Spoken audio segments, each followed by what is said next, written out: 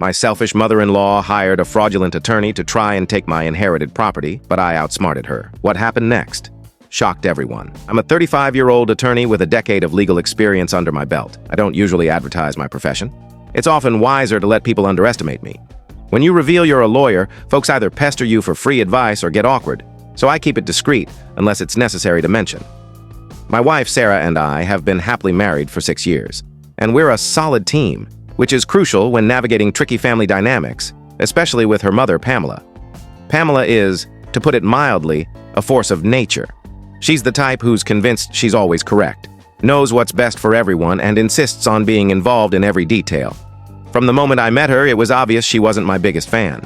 Sarah grew up in a close family, but Pamela was the one calling the shots, planning family trips, dictating holiday menus, you name it. She's got an opinion on everything and never hesitates to share it. When I entered the picture, Pamela seemed to view me as a rival. I wasn't the wealthy surgeon or tycoon she probably pictured for her daughter. I'm a middle-class guy who worked hard to get through law school and now does well for himself. But Pamela, she couldn't care less about my achievements. To her, I was the man stealing her daughter away. I tried to keep things civil at first. After all, she's Sarah's mom, and Sarah loves her, so I figured I'd tolerate it. But Pamela made that challenging. She had a knack for dropping comments that seemed harmless but were clearly meant to sting. At family gatherings, she'd say things like, "Oh, a lawyer? My friend's son is at Yale Law," or "It's great you work so hard. Sarah's ex came from old money." Sarah always stood up for me, calling her mom out, but Pamela would play the martyr, claiming she was just chatting or didn't mean any harm. Typical Pamela. The trouble really kicked off when my great-uncle passed away 2 years ago, leaving me a modest beach cottage in his will. It's not a mansion, just a cozy 2-bedroom place with chipped paint, a leaky roof, and finicky pipes. But it's got character, and Sarah and I adored it from the start. We planned to renovate it and use it as a weekend retreat. The moment Pamela heard about the cottage, her behavior shifted. At first, it was subtle remarks like, "A beach cottage? That's a big burden for someone your age." Or, "Are you sure you can manage the upkeep?" Irritating, but I let it slide. Then she started popping up out of nowhere, claiming she was just passing by. We live 60 miles from her, and the cottage is even farther, so her excuses were flimsy. One day, our neighbor, a retired guy named Fred, who keeps tabs on the area, tipped me off that he'd seen a woman with poofy hair snooping around the property. Pamela's hair could withstand a hurricane, so I knew it was her. When I confronted her, she brushed it off, saying she was just checking on things. But then I noticed odd changes at the cottage. A chair out of place, an unlocked window I'd secured, small items rearranged. Sarah thought I was overreacting, but I was sure something was amiss. One day, I found a folder on the kitchen table filled with property documents. Pamela's handwriting was scrawled in the margins with phrases like family heritage and protect ownership. That's when it hit me. Pamela wasn't just nosy, she had a scheme. I decided to stay quiet and gather evidence. As a lawyer, I know it's smarter to have all the facts before acting. I installed cameras in the common areas of the cottage, not to be invasive, just to catch anything suspicious. Within days, I had footage of Pamela letting herself in with a key she must have duplicated without our permission. When I showed Sarah, she was furious. She confronted Pamela, who denied it at first, then claimed she was helping. Sarah told her to steer clear of the cottage, and for a bit, things seemed to settle down. But Pamela doesn't give up that easily. 6 months later, things took a wild turn. Pamela showed up at the cottage one Saturday morning, unannounced as always, with a man she introduced as my attorney. I was halfway through a muffin, enjoying the quiet, when Sarah called me to the porch. There was Pamela, in her usual too-tight jacket and towering hair, alongside a guy who looked like he'd thrown together a professional outfit at the last minute.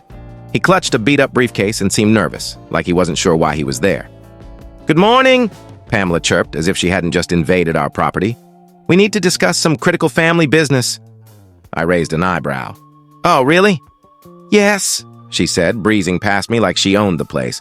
"It's about the future of this cottage, and you're welcome for me coming all this way to sort it out." I was intrigued. Pamela wasn't subtle, but this was bold even for her. I decided to let her play her hand before stepping in. Sarah, meanwhile, was giving her mom a look like she'd just declared she was joining a circus.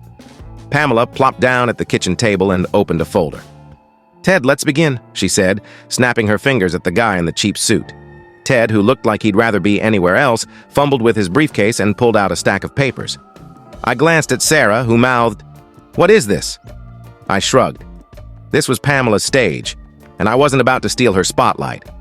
"This," Pamela said, tapping a document, "is a deed transfer agreement. It's straightforward. You and Sarah will sign the cottage over to me, and I'll ensure it stays in the family for generations.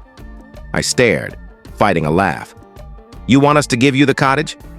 Yes, she said, like it was the most logical thing ever. It's for the best. You're young, inexperienced, and this property is a lot to handle. It needs someone who understands its worth. And that's you? I asked, barely hiding my grin. Precisely, she said, beaming. It's not personal, dear. It's what's right for the family. Ted, who'd been shuffling papers like a nervous card dealer, finally spoke. If you'll just review this, he said, sliding a document toward me. I scanned it and almost laughed out loud. It was a mess. Sloppy phrasing, missing clauses, typos galore. Everything about this attorney screamed fraud, from his sweaty brow to his inability to meet my eyes. I decided to play along. I asked Ted some basic legal questions, stuff any law student could answer. He squirmed, stammered, and flailed while Pamela tried to interrupt. Pamela, I said, setting the paper down, did you draft this yourself? Her face reddened. Of course not. Ted is a professional. Right, I said, turning to Ted. So, Ted, where'd you go to law school? He blinked. I didn't exactly graduate. I cut him off. No worries. What's your bar number? Ted was sweating buckets now. I'm not, fully licensed. Not fully licensed, I repeated, acting puzzled. So you're not a lawyer? He mumbled something about being in progress, but I didn't let him finish. Got it. Thanks, Ted. Pamela, clearly annoyed her plan was unraveling, jumped in. Let's not get hung up on details. The point is the transfer. Pamela, Sarah said sharply, are you serious? You brought a fake lawyer to our house and expect us to hand it over?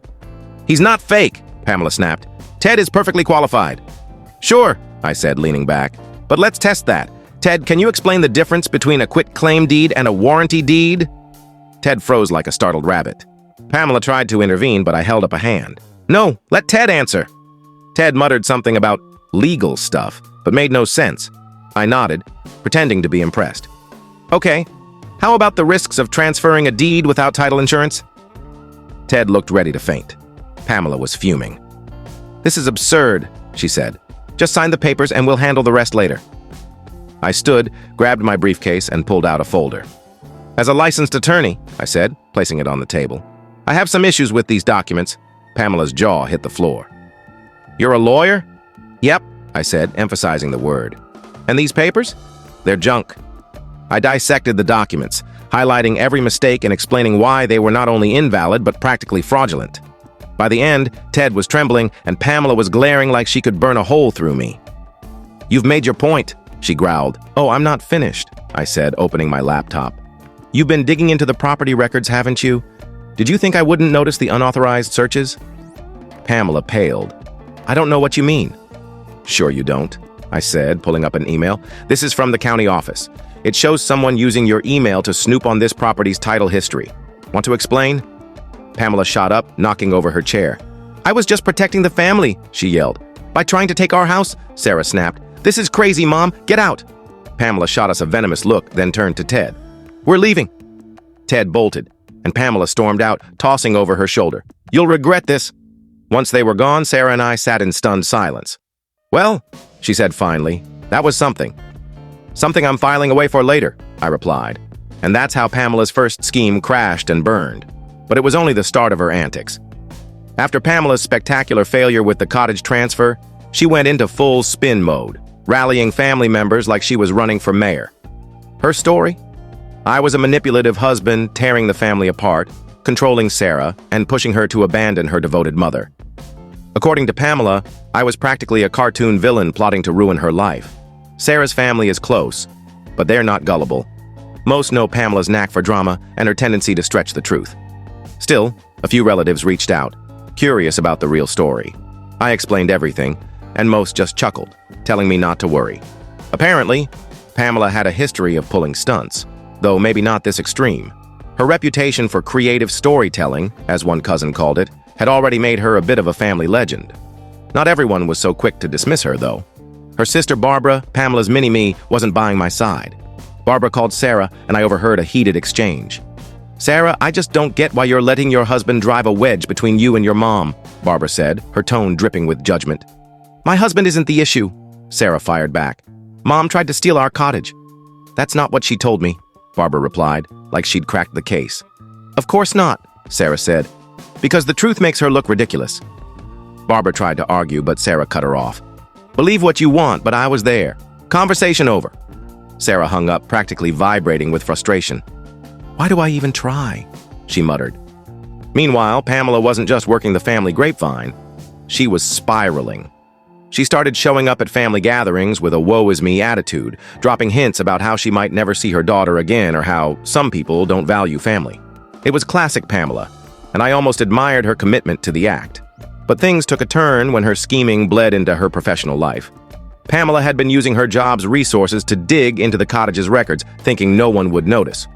Spoiler, someone did. Sarah got a call from a cousin in HR. Guess what? The cousin said. Pamela got sacked. She was using her work email to snoop on property records and send sketchy messages. Sarah put the call on speaker, and we just stared at each other. Pamela got herself fired over this. The family grapevine lit up, and Pamela's credibility took another hit. Relatives who'd been unsure started calling to apologize for doubting us. I can't believe she went that far, one cousin said. She's always been pushy, but this is wild. Yeah, I said. Welcome to our world. With her job gone and family support dwindling, Pamela's social circle shrank. But did that stop her? Nope. A week after her firing, we started getting odd messages from acquaintances. Pamela says she's worried about you too. Or, Pamela mentioned you're struggling with money. Need help? It was clear what she was doing, spreading rumors that Sarah and I couldn't handle the cottage, hoping she'd swoop in as the savior. I wanted to confront her, but Sarah stopped me. She's burying herself, Sarah said. Let her talk. It only makes her look worse. She was right. The more Pamela rambled, the more people saw her true colors. Even Barbara started tiring of the drama. Just when we thought things were calming down, Pamela pulled her boldest move yet. A month later, we got a letter from a real lawyer informing us Pamela was suing us. Her claim? She'd contributed financially to the cottage's repairs and upkeep, giving her a stake in it. Never mind that the cottage was willed solely to Sarah and me. I read the letter and burst out laughing. She's suing us? I said, waving it at Sarah. For what? Sarah grabbed it. She thinks she owns part of it now, based on imaginary payments? We were back in the thick of it. I started compiling evidence, bank statements, receipts, repair contracts, estate emails. I wasn't about to let Pamela confuse things with her theatrics. Sarah was furious. She didn't pay for anything, she said. How does she think she'll prove this? She's hoping we can't disprove it, I said. But we can and we will. Her case is all smoke. What now? Sarah asked. We go to court and let her sink herself, I replied. On the court date, we arrived ready for battle. Pamela was already there, sitting with her lawyer, a real one this time, though he didn't seem thrilled. Pamela, however, was in her element, dressed to the nines with a smug grin.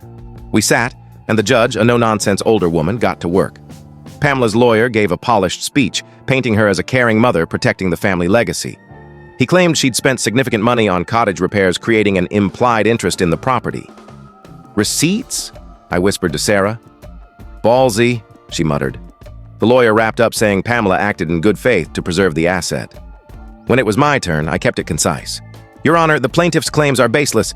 The cottage was willed to my wife and me. There was no agreement for shared ownership and her alleged contributions don't exist. The judge nodded and called Pamela to the stand. Pamela strode up like she was starring in a drama. Mrs. Pamela, her lawyer began, can you describe your role in the cottage's upkeep? Of course, she said, folding her hands. When I learned my daughter and son-in-law inherited the cottage, I was thrilled. But it needed work, and they were overwhelmed. So I stepped in. How so? Her lawyer asked. I paid for repairs, Pamela said smoothly. Plumbing, roofing, landscaping. I didn't track every penny because we're family. I just wanted the place habitable. I kept a straight face, but inside I was floored by her audacity. Her lawyer continued. So you invested money in the cottage? Yes, she said. I even offered to manage some of the work. Did the defendants acknowledge this? It was implied, she said, her go-to vague excuse. When I cross-examined, I approached with my documents. Mrs. Pamela, you claim to have paid for repairs. Can you provide amounts and dates? She faltered. I didn't keep precise records, but it was thousands over months. Thousands, I echoed. Paid how? Check? Cash? To contractors? Mostly cash, she said, shifting. Cash, I repeated. And no receipts, invoices, or statements to back this up? She hesitated. It was casual. Family doesn't always document things. Interesting, I said, turning to the judge. I have records of all cottage repair payments, all from our joint account, with receipts and invoices. I handed them over. Mrs. Pamela, you mentioned managing work. Which contractors did you deal with? She scrambled. It wasn't formal, she said. Convenient, I replied, because contractor emails show all communication was with me or my wife. Your name's nowhere. The judge reviewed the documents, her face neutral. Mrs. Pamela, do you have any evidence? Pamela stammered. I didn't think I'd need records. I submitted the will, clearly stating the cottage was ours alone. The judge glanced at it and turned to Pamela. Mrs. Pamela, your case hinges on claims of financial contributions, but you've provided no proof, while the defendants have substantial evidence refuting you. Anything else? Pamela was speechless, realizing her plan had collapsed. The judge dismissed the case, ruling in our favor, and added, Mrs. Pamela, I suggest you think twice before filing claims without evidence. Courts aren't for frivolous disputes. As we left, I felt a mix of triumph and relief. Pamela's scheme had failed spectacularly, but I knew she wasn't done. After her courtroom defeat, you'd think Pamela would pause and reflect. Nope. She doubled down, trying to rewrite the narrative. The lawsuit became family gossip, and I got calls from relatives wanting details or expressing shock at Pamela's audacity. My favorite was from Sarah's cousin Becky, who always tells it like it is. She really thought she'd win? Becky laughed. I knew Aunt Pamela was extra, but this is next level. Why'd she think anyone would buy it? She's been pulling this forever, Becky added. That became a recurring theme. Family members started swapping stories about Pamela's past schemes, trying to control her sister's finances, borrowing a family heirloom that vanished. Her courtroom flop unleashed a wave of truth-telling. Sarah and I stayed out of the gossip, but it felt good to see Pamela's matriarch facade crack. She'd built her own mess. But Pamela wasn't done. She bombarded Sarah with guilt-laden texts about how the lawsuit broke her heart and how her own daughter had betrayed her. She's acting like we sued her, Sarah said, rolling her eyes. She's not sorry, I said. She's just mad it failed. Sarah blocked her number temporarily, which only fueled Pamela's fire. She took to social media, posting cryptic statuses about being abandoned by loved ones. Bet she's live streaming with candles in 2 days, I joked. But Pamela wasn't just venting, she was recruiting allies, calling anyone who'd listen with a sob story about how Sarah and I had turned on her. She even called Barbara her loyal sidekick, but even Barbara had limits. She called me crying, Barbara told Sarah, but I couldn't defend her. You're my niece and she was wrong. Losing Barbara was a blow. Pamela's biggest ally was wavering. Next, Pamela tried to win over Sarah's grandma, the family's neutral voice. She showed up unannounced, spending hours whining about her mistreatment. Grandma wasn't having it. Her Becky, Grandma told Pamela. I love you, but this is your mess. Own it. Pamela stormed off, but the damage was done. She'd alienated nearly everyone. Meanwhile, Sarah and I felt liberated. The cottage was ours, the lawsuit was history, and Pamela had gone quiet for a bit. But I knew she'd resurface. Sarah and I discussed what to do about her long term. I was ready to cut contact entirely. Her actions were unforgivable. But Sarah wasn't there yet. She's still my mom, she said one night on the porch. I know she's toxic, but it's hard to let go. What if she changes? I didn't want to pressure her, but was blunt. I get it, but she's shown who she is. This isn't a quirk, it's deliberate harm. You can't just move past that. Sarah sighed. I know. I'm just not ready to fully cut her off. So we compromised. Minimal contact, occasional texts or calls, but strict boundaries. No surprise visits, no cottage talk, no manipulation. It worked for a while. Pamela kept things surface level, and Sarah held firm, though it wasn't easy. Then Pamela did what she does best. She overstepped. A cousin mentioned Pamela was talking about the cottage again, saying it should have stayed in the family. Sarah brushed it off, but worry crept in. What if she's plotting? She asked. She's not that dumb, I said. Not after court. I was wrong. One weekend, we drove to the cottage to unwind. Pulling into the driveway, something felt off. The front door was ajar, and a box sat on the porch. What's this? Sarah said, stepping out. We approached cautiously. Inside, the living room was chaos. Furniture shifted, drawers open, papers stacked on the coffee table. A note in Pamela's handwriting sat on top. I'm sorry, but I had to act.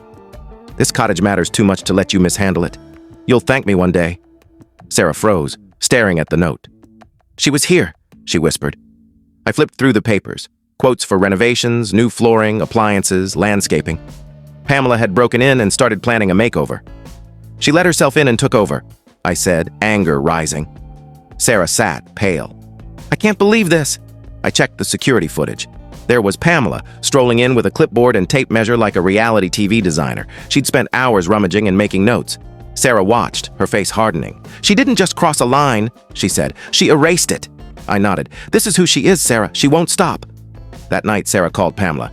How could you break into our house and go through our things? She demanded. Pamela played victim. I was helping. You've shut me out and I wanted to show I care. This isn't care, Sarah said. It's control and I'm done. Pamela tried to cry her way out, but Sarah was resolute. I'm done. Don't contact me until you've truly changed. I'm blocking you and stay away from us and the cottage. She hung up, blocked Pamela's number, and removed her from social media. It was a tough call for Sarah, but it was necessary. Pamela had crossed too many lines. In the days after, we felt relief tinged with sadness. Cutting Pamela off wasn't what Sarah wanted, but it was the only way. This isn't just about us, Sarah said one evening on the porch. It's about protecting our peace. She doesn't get to steal that. If you enjoyed this story and felt the emotions behind it, don't forget to give it a like, share it with others, and subscribe to the channel for more real-life experiences and heartfelt stories. Your support means the world, and it helps us bring more content like this to you. Thank you for watching, and I'll see you in the next video.